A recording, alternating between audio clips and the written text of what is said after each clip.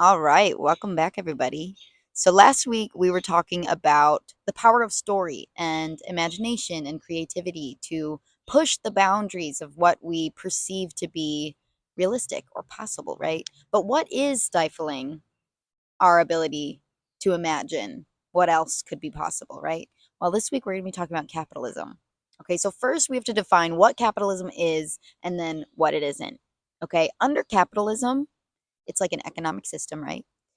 Individuals or companies, so not the government, own the resources, the factories, right? The actual buildings, the machines, and other means of producing goods and services.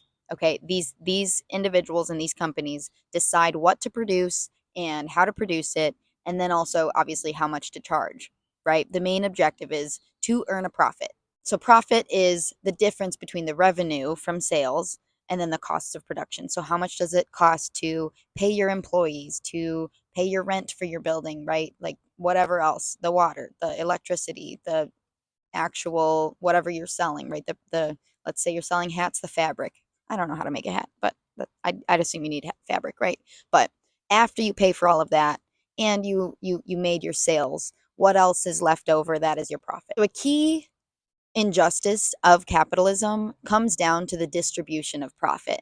Okay, the profits primarily go to the business owners and then the shareholders if it's a corporation, right? On the other hand, workers are paid wages or salaries for their labor. That's usually like a lot less than the actual amount of money they are generating for the business, right? That surplus value, that amount that's left over of what they earned for the company versus what they they earned for themselves, right? That doesn't usually go back to the employee whose hands and back carried out the labor for that week or pay period, right? The surplus value typically goes to shareholders that even sometimes don't know what the company even does, but because they invested either money or resources into that business, they get a big payout. Okay, and this is where we see obviously generational wealth come into play. So let's get into that a little bit. So during the 16th to 19th centuries, European powers expanded their colonies across the Americas and Africa and Asia, right? Colonizers began using enslaved indigenous and black people as laborers, like for free labor, right? Particularly in the Americas. And the transatlantic slave trade forcibly transported millions of Africans specifically to work in plantations and mines and other labor intensive industry, right? And this expansion was driven by the quest for new resources and new markets. And they enslaved people specifically for the purpose of free labor, right? The eugenics that we were talking about last week comes into play here. This is the why. That's the what they did. This is the why for the free labor. The wealth generated for the colonizers, like by the enslaved colonized people, that laid the foundation for the significant economic disparities we are still facing today, right? Former colonial powers and their economies, which are now just imperial powers and economies, but they benefited immensely from this free labor, while indigenous and black communities, as well as the land itself, right, continue to endure challenges of economic injustice. And by now we should know if political liberation does not come hand in hand with financial liberation, there is no liberation there. So during the 20th century, Henry Ford and his auto company introduced assembly line production methods, okay? And that allowed for efficient and standardized production of goods on a larger scale. Okay, this revolutionized capitalism, developing it even further as a system of mass production and mass consumption known as Fordism. Okay, Henry Ford, Fordism. So Fordism brought about stable long-term employment for a lot of people, which was often accompanied by unionization and collective bargaining. And one of the most notable aspects of Fordism was actually the introduction of higher wages for workers, particularly at Ford Motor Company, right? Henry Ford famously implemented the $5 per day like wage for his employees, which was significantly higher than the prevailing wages at that time. So this was done partially to reduce turnover, right? He wants to keep his employees and he wants to increase the employee morale, right? He wants people to enjoy working there to the extent that anyone can enjoy working. But also, he wanted workers to be able to afford the products that they were producing, right? And that would stimulate the demand essentially, or in theory, right? And Fordism fostered the growth of large vertically integrated corporations that controlled all stages of production from raw materials to distribution. And this emphasis on mass consumption of standardized goods, coupled with these economic policies that promoted government intervention, that characterized the Fordist era. Okay, but with the rise of information technology and automation, right, technology, that enabled more complex production processes and greater global connectivity, and it increased efficiency in managing supply chains and logistics. So then we see a shift to post-Fordism in about the 1950s and 60s. With post-Fordism came more flexible labor arrangements, which was like part-time work, temporary work, contract work, and there was an increase in precarious employment. In the 70s and 80s, post Fordism ushered in a whole new era of neoliberal economic policies that were marked by privatization and the retreat of the welfare state as governments placed greater emphasis on market forces and individual responsibility, right? And almost half a century later, post Fordism has rooted its values deeply into the US economy and our natural cultural understanding of how the world works, right? Remember, we talked about natural cultural as a word and as a concept last week, where nature is used to define what is accepted culturally, and what we accept culturally, we define as natural, right? And so the consolidation of two seemingly different or opposing concepts, they're actually put together, merged into one word, this natural cultural understanding of how the world works. Okay, so Mark Fisher's capitalist realism, that's our theoretical reading for the week. Um, that concept, capitalist realism, refers to the widespread belief that capitalism is the only viable economic and political system, and that it is impossible to imagine a coherent alternative, right? Capitalist realism suggests that capitalism is seen as the natural and only system that works. And then we start to believe that everything, relationships, hobbies, even personal growth, right? We believe that it should run like a business. And this idea is reinforced through culture and media and education, which present capitalist values and practices as normal and inevitable, right? Alternative ideas are marginalized and dismissed as unrealistic and impractical. Sorry, the lighting got weird, so I had to move. But anyway, under capitalist realism, people stop believing that radical change is possible, right? It leads to this sense of political and social stasis where radical change is unthinkable. Fisher argues that capitalist realism affects mental health and well being, contributing to widespread feelings of depression and anxiety and just general hopelessness, right? It suggests that personal failures and mental health issues are exclusively an individual's problems rather than the results of systemic issues and a desperate need for community. And so Fisher centers the psychological and emotional impact of capitalist realism, which not only obscures our vision and stifles our imagination, but also leaves us depressive and hedonic, he says. Okay, so this one's going to be a quote. Depression is usually characterized as a state of anhedonia, but the condition I'm referring to is constituted not by an inability to get pleasure, so much as it is by an inability to do anything except pursue pleasure. There's a sense that something is missing, but no appreciation that this mysterious missing enjoyment can only be accessed beyond the pleasure principle. That's the end of the quote.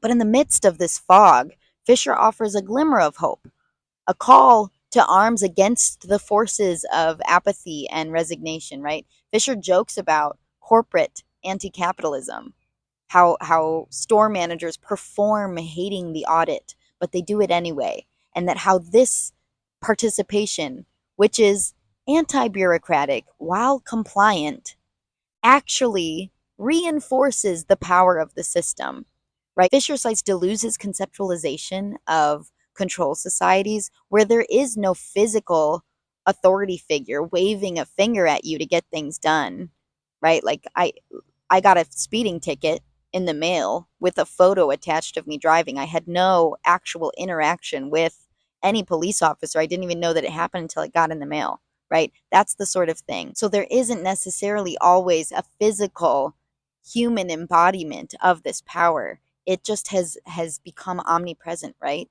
In a control society, as opposed to the disciplinary society that Foucault has wrote about, self-policing is the strategy that is used to keep order, right? The use of shame, blame, fear, and insecurity that keeps people alienated from one another. And capitalist realism, facilitated through a control society, limits our understanding of our own capacities for change. Our revolutions are stifled because too often we're working from within the institutions themselves, right? But we as humans are not the only ones living in late stage capitalism, and we aren't the only ones hurting because of it. Capitalism is a system strategically programmed to produce scarcity and fear of scarcity, to reproduce and reify financial inequalities linked to race and education and ability and sexuality, and to keep the majority of people either in survival mode or too distracted, considering that attention is capital nowadays. They're too distracted to challenge its operation. That's the goal. But Fisher presents us with this comforting fact that capitalist realism, this way of life with no alternative, isn't actually real. It's a fog that we collectively are trying to see through, right? It's a version of reality that intentionally clouds our judgment and our agency and our ability to imagine an alternative. So we shrug our shoulders and we fall into the hopeless cliche. That's just how the world works, but it's not, right? Or it doesn't have to work that way. And to clarify, Fisher's capitalist realism, that the concept of capitalist realism, that is echoing Frederick Jameson's use of the term postmodernism, um, which is like the cultural logic of late capitalism. And Fisher agrees with Jameson, but argues that the term capitalist realism emphasizes the impact of capitalism on the human psyche.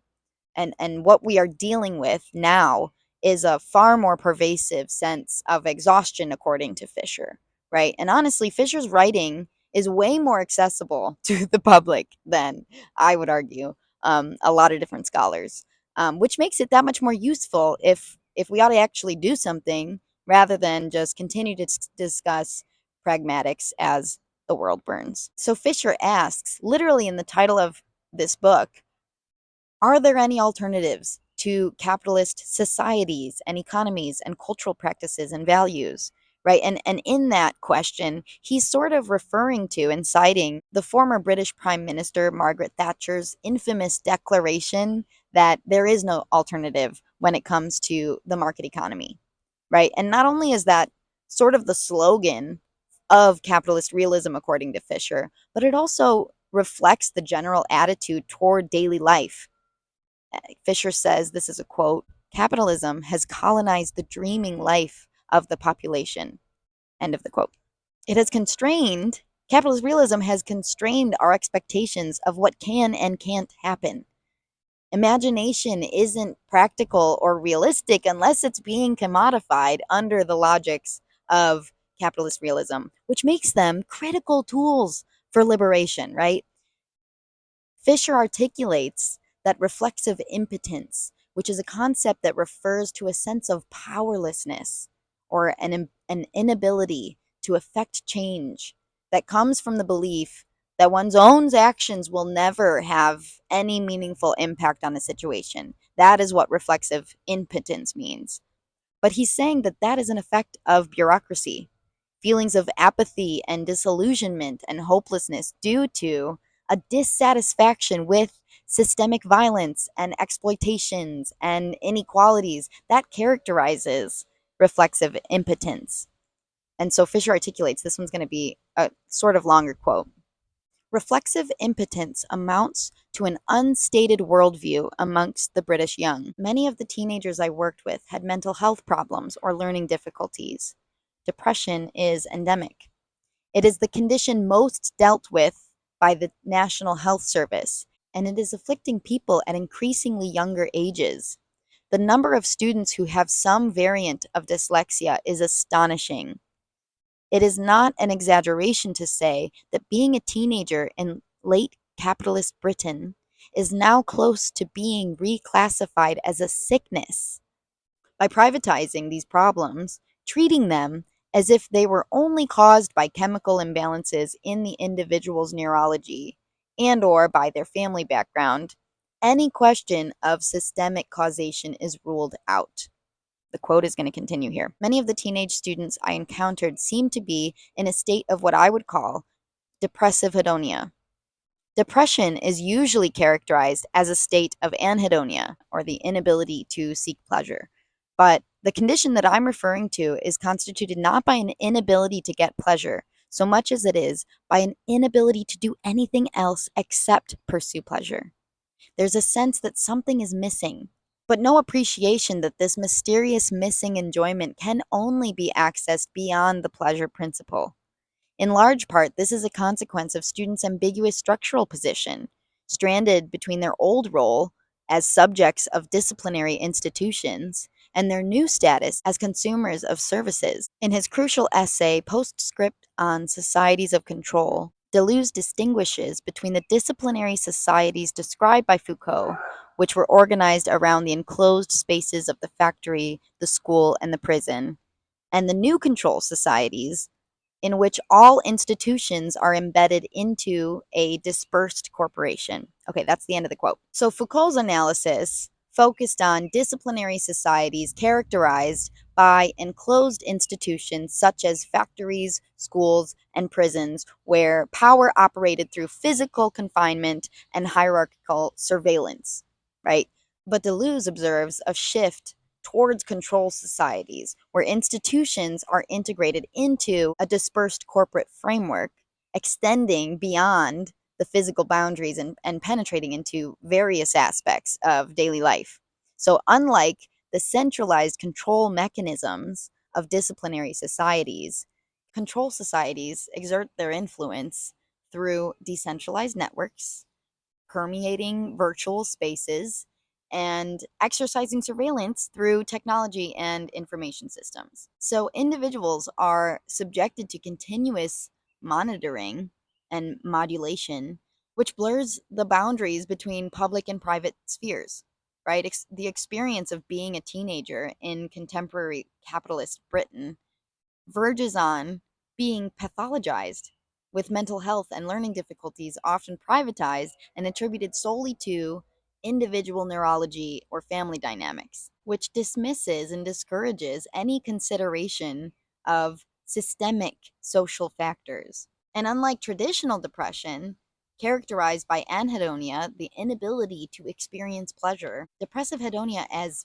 Fisher is describing, manifests as the overwhelming pursuit of pleasure without fulfillment, right? The concept of depressive hedonia speaks to a deeper existential dread amongst young adults, where the pursuit of pleasure becomes a substitute for genuine fulfillment and connection and purpose and like love for life. Recognizing reflexive impotence is important because it highlights the need to address not only external barriers to change, but also the internalized beliefs and attitudes that undermine your own efforts to create positive social change, right? Imagination every day keeps reflexive impotence away. That's our slogan, all right? Okay, let's get to the literature. Well, actually, almost. So, we're facing a literacy crisis, okay? Our children can't read anymore. And the ones who can don't want to. right? According to the National Assessment of Education Progress, not even half of fourth graders in the US scored at a proficient level in reading. Only 17% of Black students, 21% of Latinx students, and 10% of multilingual students scored at or above a proficient reading level in fourth grade. That's scary. That's scary. After all that progress, we've returned to storytelling, right? All after all that capital P progress, remember what we talked about last week? We've returned to storytelling. Shareable short form videos may have been how we arrived back at these storytelling origins, but it is actually indicative of a larger issue. People, especially children, are desperate for community and connection. With the rise of humanist conceptualizations of individualism and personal fulfillment in the 14th century, romantic love, as a dominant cultural ideal in Western societies, began to overshadow the importance of platonic love and community love and care, right? With the decline of free communal spaces to socialize and the implementation of the nuclear family model and the interstate highway system in the 20th century, right? All of these things had isolation permeating deeper into like daily life. And the rise of social media, specifically with MySpace in 2003 and then Facebook in 2004, that began with a widespread toxic relationship to digital culture and clout chasing and disembodiment and performance, right? And then, and then the COVID-19 pandemic happened and the lockdown of March 2020 and mandatory quarantines, all of these things introduced the US to a brand new level of complete isolation, right? And people, but especially children and teens, look to TikTok for connection and community that they long for, right? According to Overlow, in 2020, there were fewer than half a million TikTok users in the world. And then that surged by 40% to over 600 million users, right? So we went from half a million the next year to over 650 million. And then in 2022, the number of TikTok users worldwide grew by 15% again to 755 million users. And in 2023, that rose again to over 800 million users, right? So people in and then following the lockdown and the mass implementation of quarantines, they were desperate for connection and for reassurance and for distraction, right? And so obviously this will depend on what side of TikTok and at the time Twitter you're on. But I remember that there was this tweet and it was like, "You always on that damn phone," and then it was like, "Yeah, there are little gay people in here that like me." And I remember seeing that, and honestly, my heart hurt specifically for the queer children locked in their homes with homophobic, transphobic families. Ansel Duo, who we talked about a little bit last week, she's written that a student of hers, a graduate student of hers, literally thought that the word homophobia meant a fear of going home. And I couldn't help but mourn that lost time during the pandemic for queer children who, on top of dealing with the surge of the mental health crisis and inadequate education that came with the pandemic, they also had to hide their queerness at home. And at the time, I myself was like a little baby, budding butch lesbian trying to find a gender affirming aesthetic of my own. And I could not imagine myself as a teen in lockdown. I don't know if I would have survived that. And my heart broke for the young queer kids who couldn't safely embody their gender expression at home, and the teens who had to whisper over FaceTime with their partners, and the ones who were caught and punished with nowhere else to go, right? For myself and for queer kids in the lockdown, TikTok provided a mode of connection to the little gay people in our technology, right? We became cyborgs and created our own sort of post gender digital world to escape to as a step towards liberation. But the little gay people in our phone, right? Those are the same people in our physical reality, right? The stories that we share online are rooted in lived experiences. So we can't continue to think of the digital and the real as separate. right? Just like we were talking about imagination and the real. They are mutually constituting each other. And it's the same with the digital landscape. We can't think about it as separate. So while cynicism understands the current literacy crisis to be the result of lazy children, I think it's clear that these children want to be told stories, right? They want to share theirs, and they're freaking overstimulated, and they're done with this reflexive impotence that they're witnessing from every adult in their life. And honestly, considering the literacy crisis affecting our kids, I've struggled with my own version of reflexive impotence throughout my experience teaching literature. What's the point of all this writing if no one's going to read it? What is the point of education if not to better our children? Fisher opens capitalist realism talking about that film, Children of Men, which is a dystopian film about mass sterility, right? No children have been born for a generation, Fisher says. And in the film, a character asks how the preservation of cultural artifacts can even matter if there's going to not be future generations to see them, right? And Fisher articulates the alibi can no longer be future generations since there will be none. So the response is nihilistic hedonism. I try not to think about it. That's a quote from that first one. And this is also going to be a continuation of that quote. The catastrophe in Children of Men is neither waiting down the road nor has it already happened. Rather, it's being lived through. There is no punctual moment of disaster. The world doesn't end with a bang. It winks out, unravels, gradually falls apart.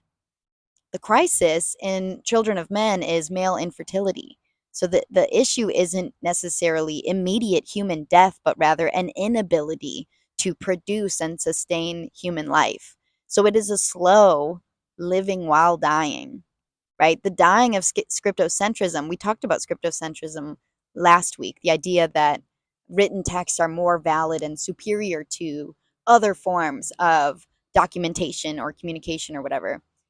That dying of scriptocentrism begins with the headline, why are YA sales declining?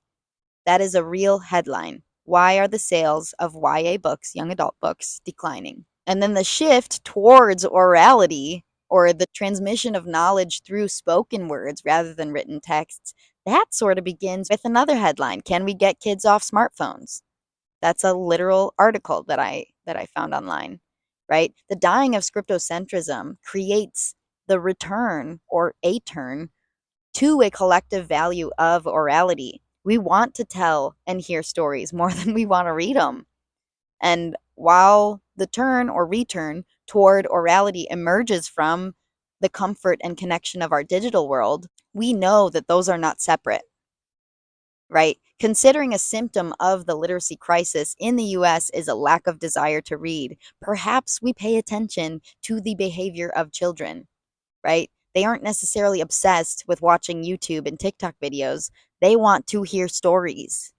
So, from an education system, I'm trying to be reflexive, right? I'm trying to inform my pedagogy knowing about that literacy crisis. I've been teaching for this university for years. And every semester, I talk about colonialism and I talk about capitalism, and my students struggle to understand the concepts separately and how they are working together. And when I tell you that overnight, my students likely learned more about like a post-racial understanding of colonialism and capitalism overnight from Kendrick Lamar's diss track, Not Like Us, than they have with me over the course of an entire semester. Within hours of the song's release, even the kids and teens in my life learned more about the link between colonization and capitalism than they had throughout their entire academic education, right? So this is now, I hate that I'm doing this, but I'm going to read the lyrics of Kendrick Lamar's diss track here. This is making me so uncomfortable. I'm gonna read this as like a poem, okay? Because I'm not rapping. Once upon a time, all of us was in chains. That sounds stupid. All right, bear with me. Once upon a time, all of us was in chains. Homie still doubled down, calling us some slaves. Atlanta was the mecca building railroads and trains. Bear with me for a second. Let me put y'all on game. The settlers was using town folk to make them richer. Fast forward 2024, you got the same agenda. You run to Atlanta when you need a few dollars. You're not a colleague, you a fucking colonizer. Okay? That is one, two, three, four. That is 8 lines. That is 8 lines. Within those 8 lines, people are able to grasp the exploitation of labor and the connection of the exploitation of labor to the colonial roots that it came from, that capitalism is born from. Kendrick did it, right? The middle school and high school aged kids that I work with are from like a wide variety of socioeconomic backgrounds. And still, every single one of them that spoke to me about the song's release was able to understand that comparison of Drake to a colonizer. It's not because he's mixed race, right? It's because he seeks out the talent and labor of Atlanta based artists for his own financial gain, similar to how colonizers exploit indigenous peoples and their natural resources for profit, right? I spend entire semesters trying to teach my students that individuals and institutions continue to perpetuate systems of exploitation and inequality rooted in colonial logic. And none of my assigned readings or lecture slides could compare to the reach of Kendrick's story or people's willingness to listen. Social media algorithms are not just these digital gods deciding the fate of our online experience, right? That they can be omnipresent and omnipotent and at times inscrutable, right? But these algorithms are computational processes that analyze behavior and engagement metrics and advertiser preferences, right? To curate our feeds and tailor content specifically to our interests.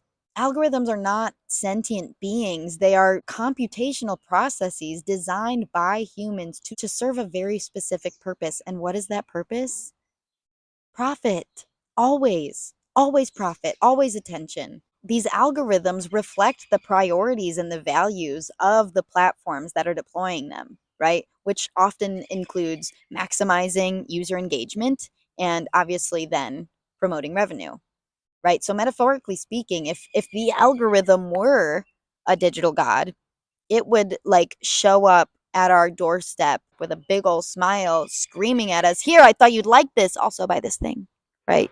But at a practical level, we know that algorithms are interdisciplinary in nature, right? They're drawing upon knowledges and methodologies from various fields across the humanities and the sciences, one might say, in order to accomplish their objectives, right? So while it's true that that social media provides platforms for storytelling, are we doomed to forever accept the fine print that all of our interactions will be for profit, like for the purpose of profit?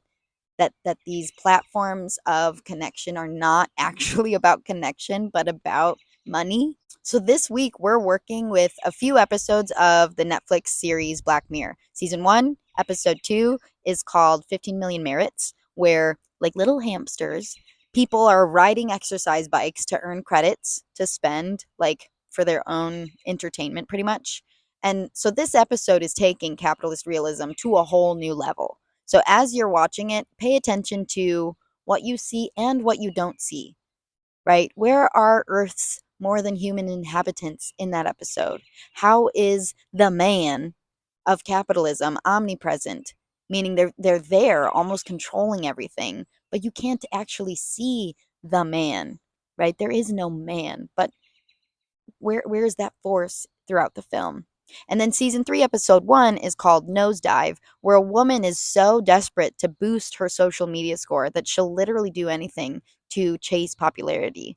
So social media can be a way to connect community, but when does that go too far, or how does that get complicated, right? I'm sure you've heard of people doing things for the gram, or in other words, they'll want to ride the Ferris wheel, not for the thrill of the ride, but for the picture that they can post later to make it look like they're the kind of person that enjoys the thrill of the ride, right? We've become so obsessed with how others perceive us that we begin to live specifically in ways that attempt to control that perception that other people have of us, right? And social media is a platform for that.